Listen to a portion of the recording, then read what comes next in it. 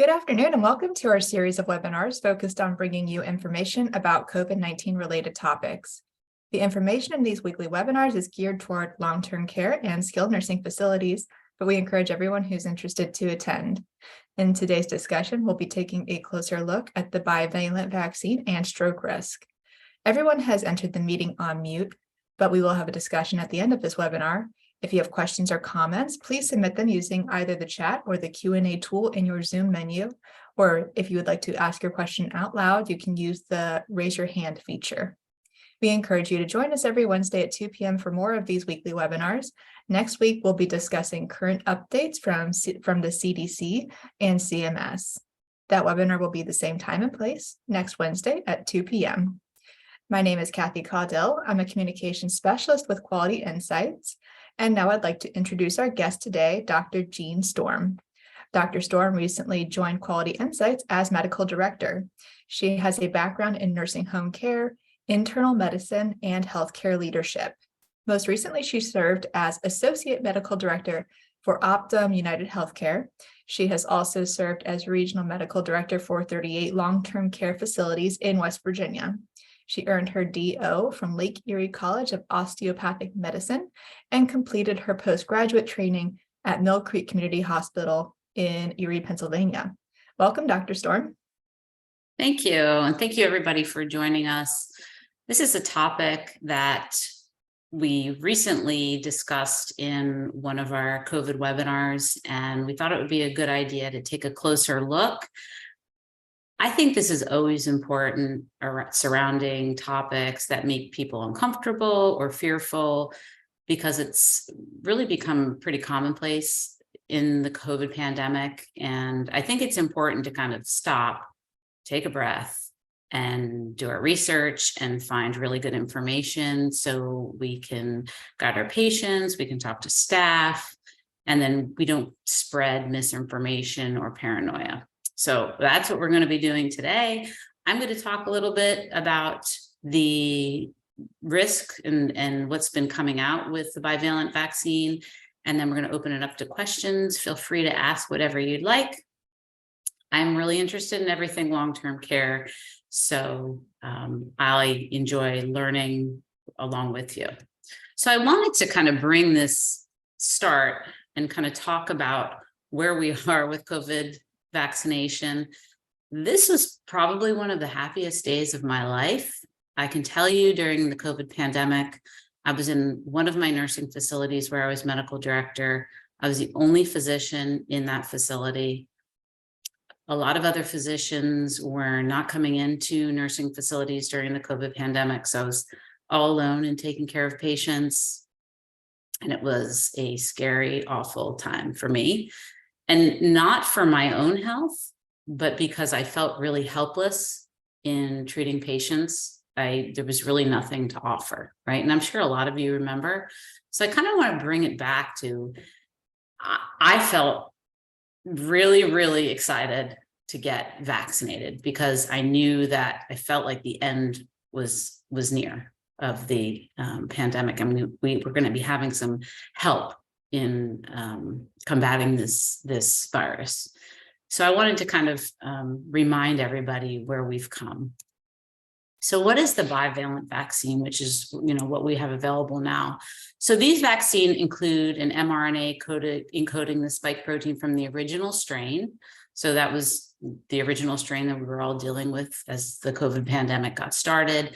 And then it's also combined with Omicron variants. So that's why we call it bivalent too. So this vaccine provides better protection now because we have to anticipate that viruses are going to mutate. This is what viruses do.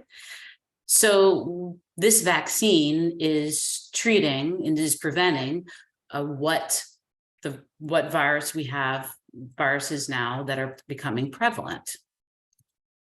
So the FDA has authorized 2 bivalent vaccines that are now available. We have a bivalent vaccine available from Pfizer, and we have one available from Moderna. So we know that most US adults have not yet received the bivalent COVID booster, and this is going to reduce the risk of severe COVID by 50% or more. A lot of us have received the primary series, but the primary series protected us from the original strain, and the virus has mutated. So the bivalent vaccine is going to protect us from the most recent variants that have emerged in the pandemic. So we want to protect ourselves in the best way possible. That means getting a bivalent vaccine, especially for our nursing home residents who are chronically ill. These patients are at risk of being hospitalized. They're still at risk of dying from COVID. So it is recommended that they receive the bivalent booster. So safety monitoring. So the bivalent booster is relatively new. So the CDC puts in place safety monitoring to make sure they are aware if something is occurring around this bivalent vaccine because it's so new. But it's new because we need to get things out to protect people. We want to prevent deaths. We want to prevent hospitalizations. So these therapies are new.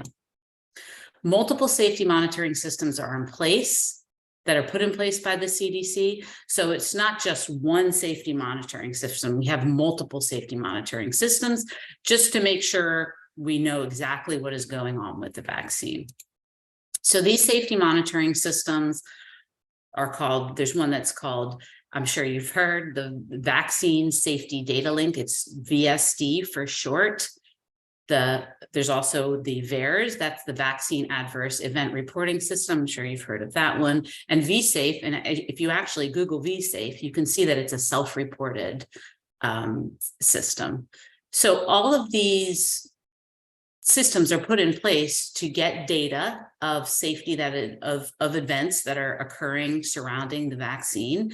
And then we can kind of compare and see if there's a lot of different events that are happening around the vaccine, or if there's one event that's happening around the vaccine.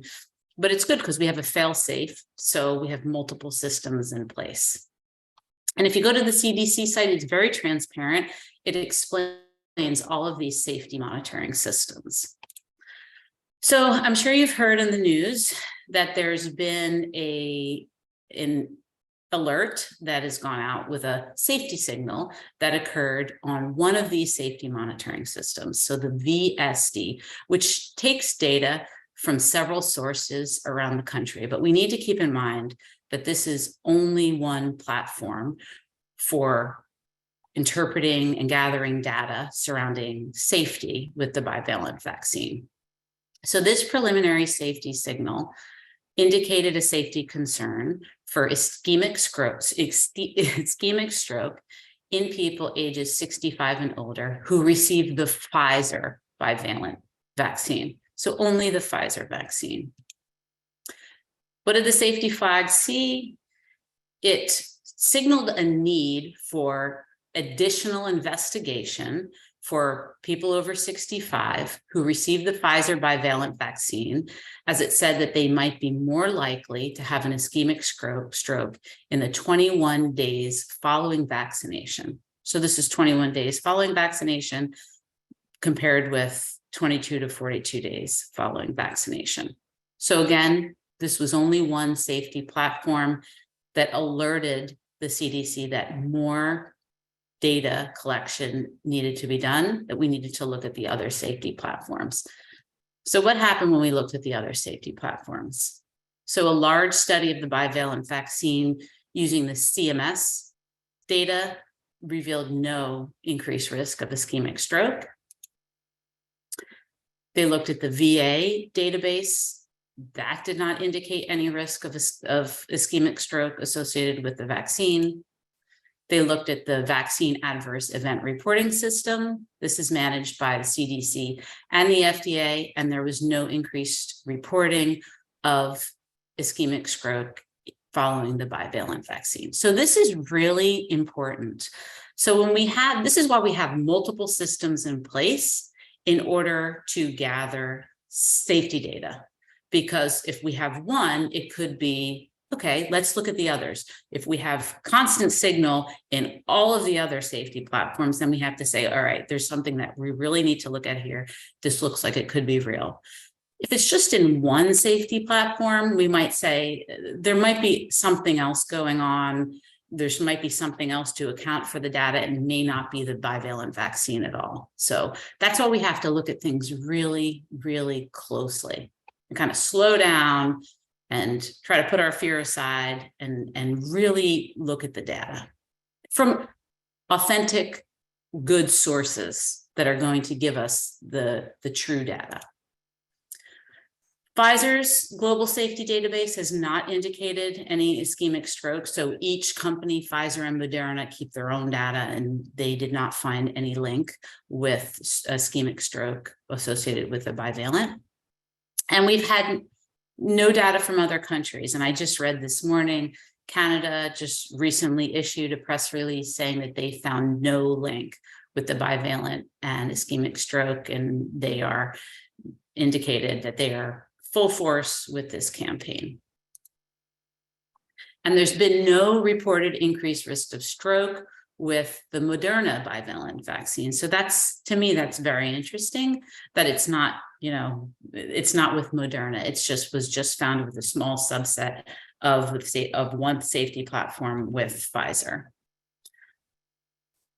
So all of this together tells us that, we need to be alerted with when we have a link, but all of the other pointers are telling us that the vaccine is safe.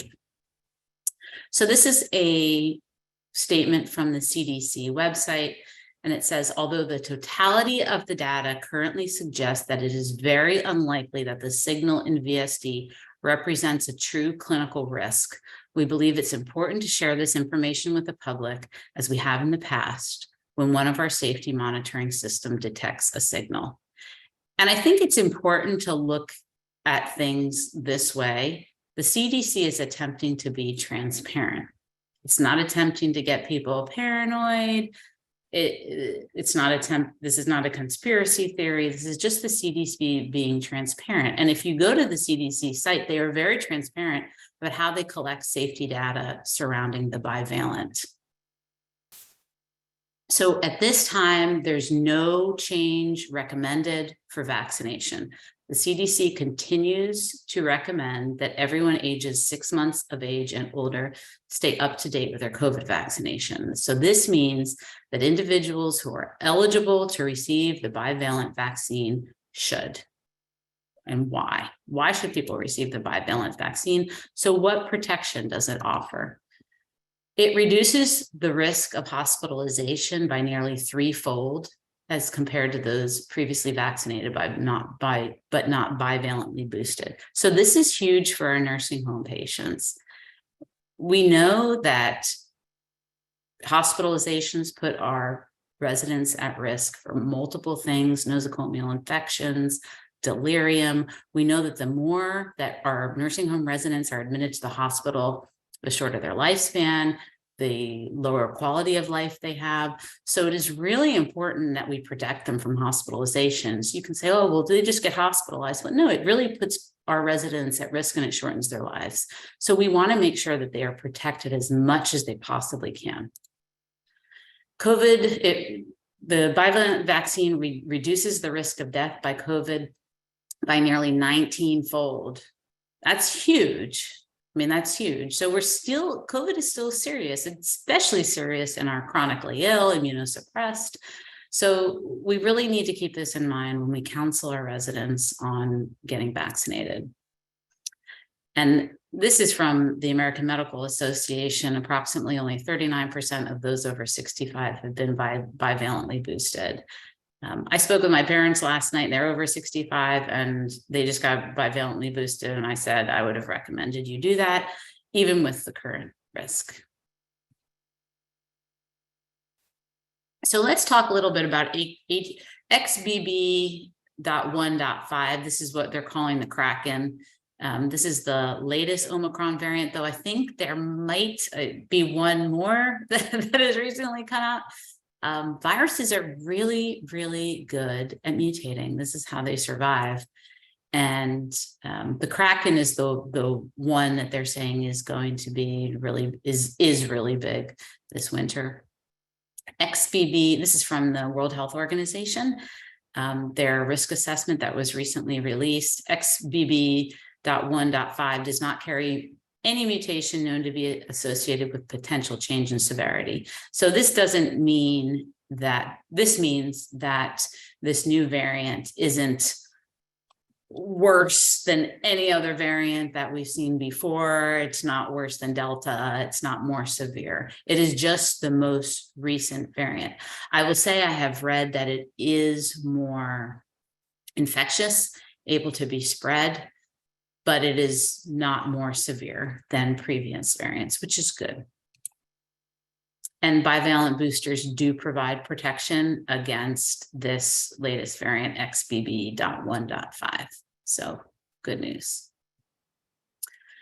So some take-home points, and then we'll do some Q&A.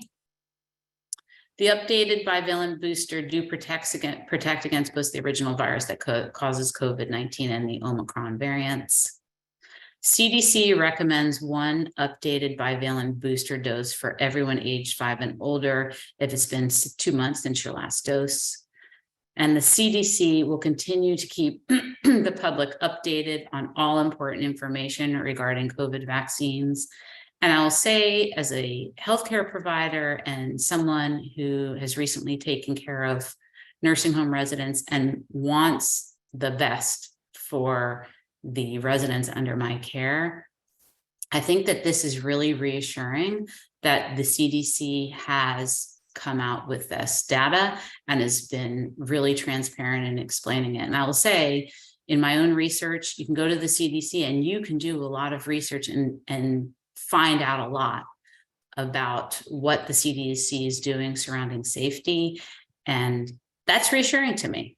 So I would encourage you to, if you are going to do your own research, to go to trusted sources like the CDC site, the FDA sites.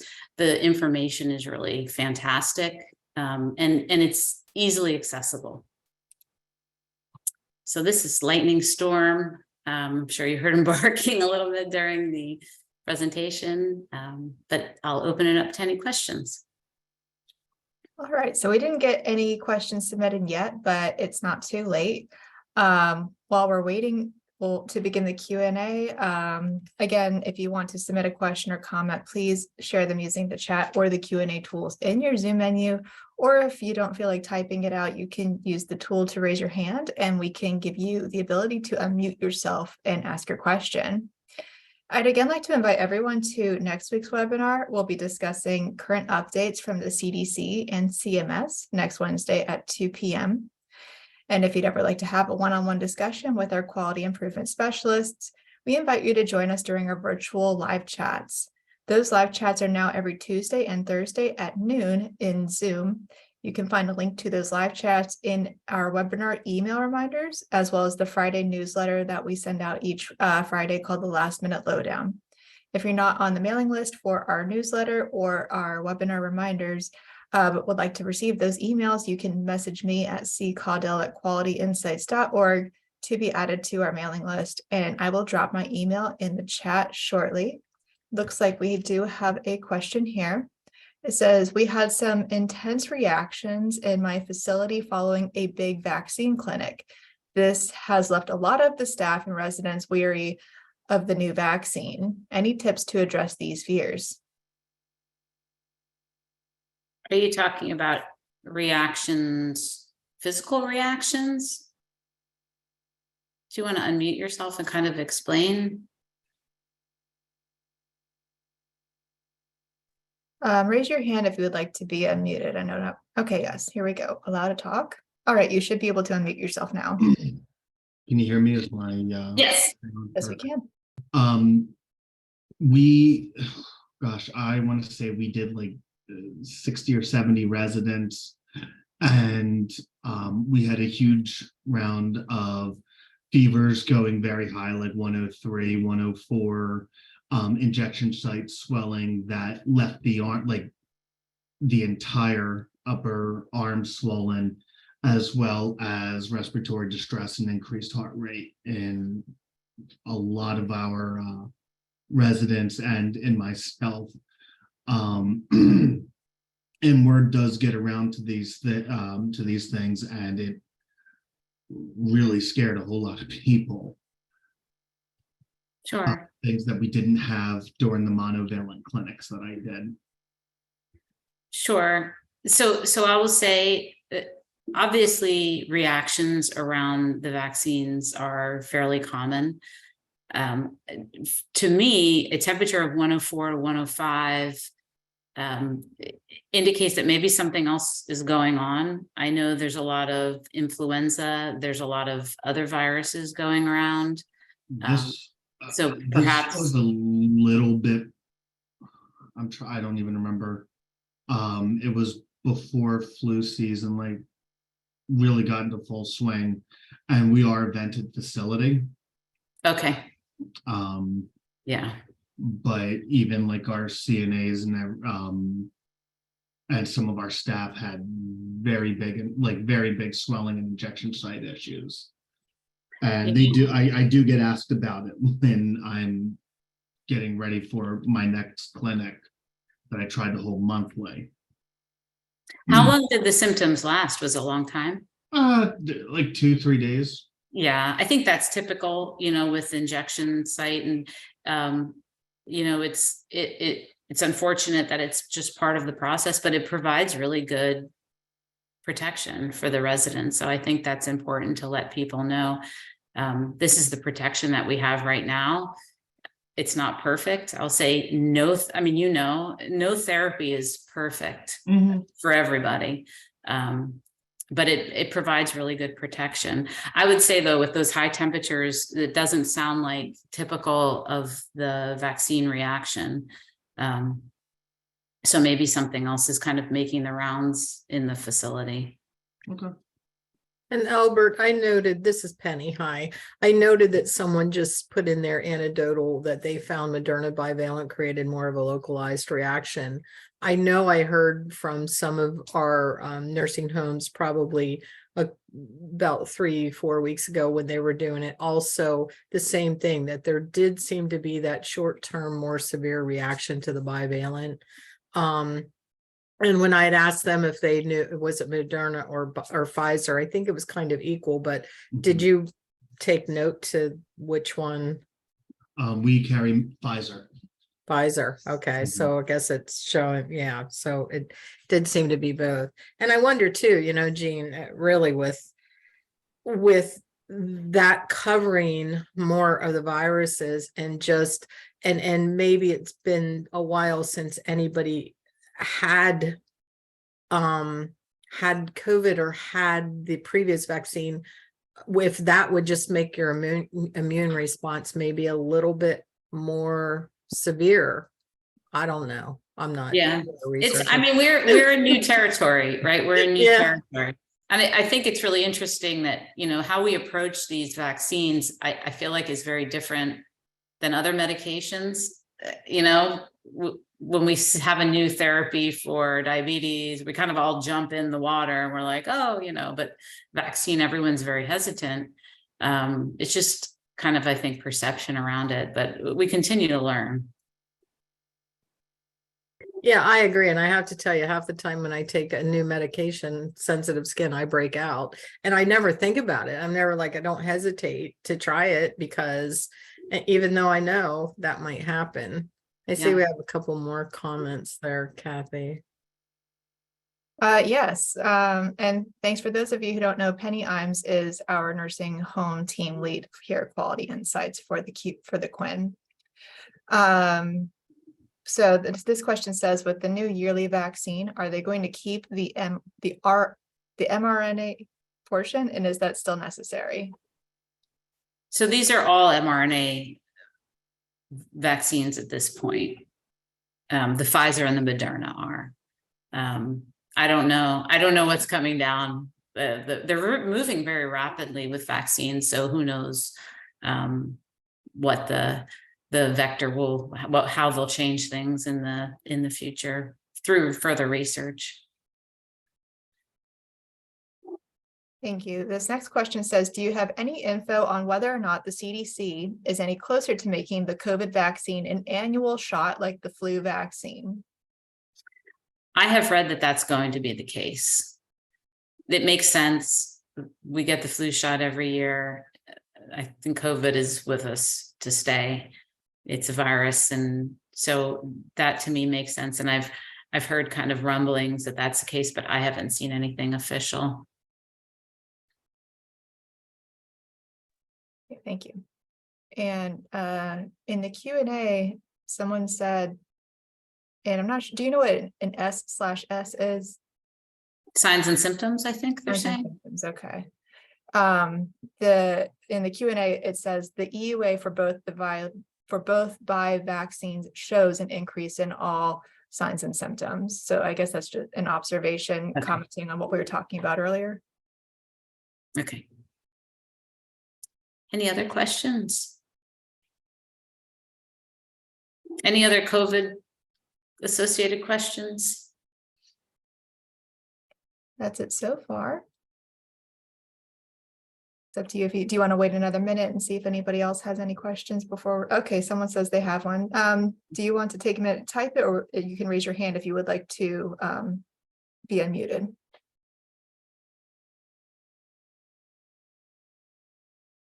Give her a minute to type then.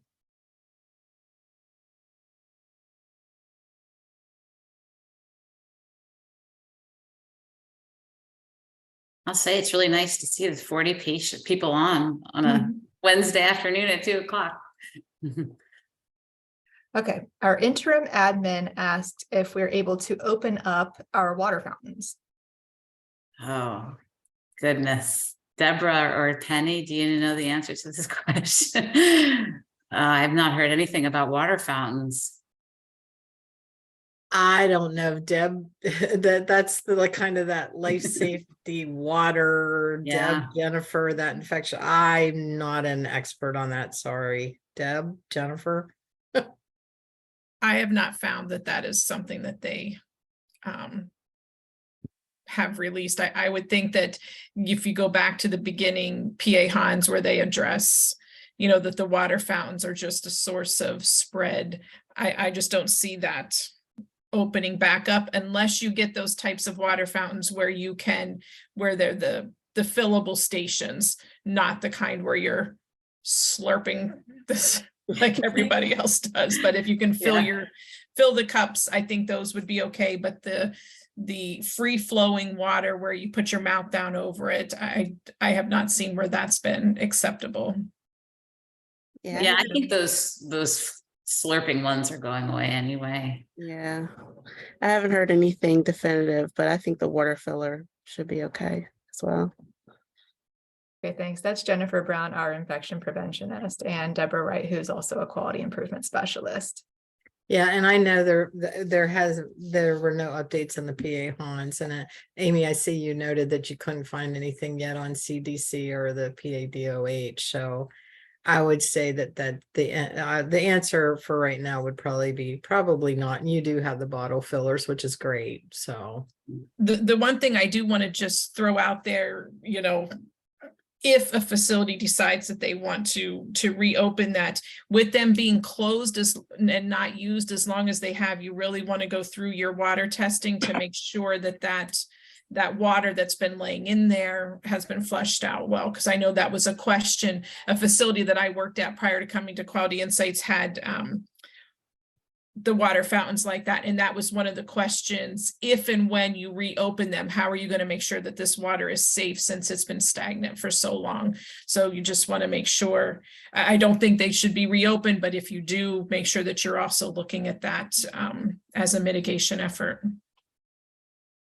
Someone said, Amy said change the filters too. Absolutely. Yeah, and you all know with life safety and surveys and stuff like that, the water piece of it, you really want to make sure that you have everything looked at and taken care of and documented and all of that. all right, I think that brings our question and answer to a close. I will be emailing out the presentation slides and recording for this webinar later this week. If you're wanting to be able to access those later, you'll be getting those to the same email that you registered with. I'd like to thank you all for joining us here today. And Dr. Storm, thank you so much for this presentation. And we hope to see you all back next week. Thanks, everybody. Bye.